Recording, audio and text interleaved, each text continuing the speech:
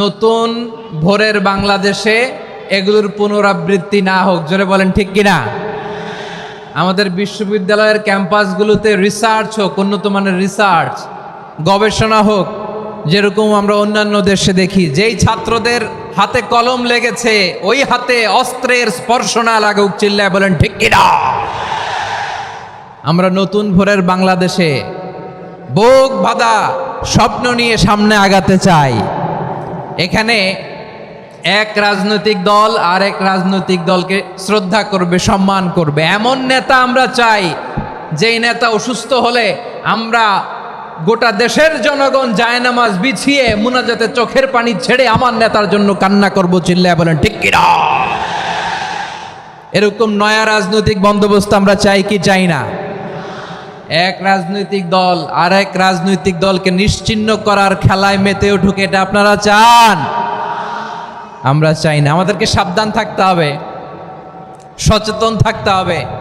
দেখবেন এই যে আমরা ঐক্যবদ্ধ, আমরা সম্প্রীতির বাংলাদেশ গড়তে চাই, আমরা সমৃদ্ধির বাংলাদেশ গড়তে চাই, নানা ধরনের চক্রান্ত। রিসেন্টলি দেখবেন এই শান্ত শিষ্ট ইসলাম প্রিয় শান্তিপ্রিয় মুসলিমদেরকে উস্কানি দেয়া হচ্ছে, উত্তেজিত করার জন্য আমার নবীকে গালি দেয়া হচ্ছে।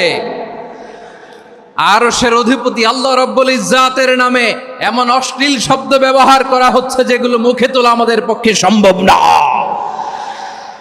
প্রিয় ভাইয়েরা, আমরা আজকের এই চাঁপাইনবাবগঞ্জের বিশাল ঐতিহাসিক তাফসীরুল কোরআনের প্রোগ্রাম থেকে এই এন্টিরিম গভর্নমেন্টের কাছে বিনীত আবেদন জানাতে চাই, আপনারা শান্তিপ্রিয় মুসলিম জনতার ধৈর্যের পরীক্ষা নেবেন না। ধৈর্যের পরীক্ষা আপনারা নেবেন না। সহ্যের সীমা ছাড়িয়ে গেলে জনতা নিজেই আইন প্রয়োগ করার, বিচার করার দায়িত্ব হাতে তুলে নিবে।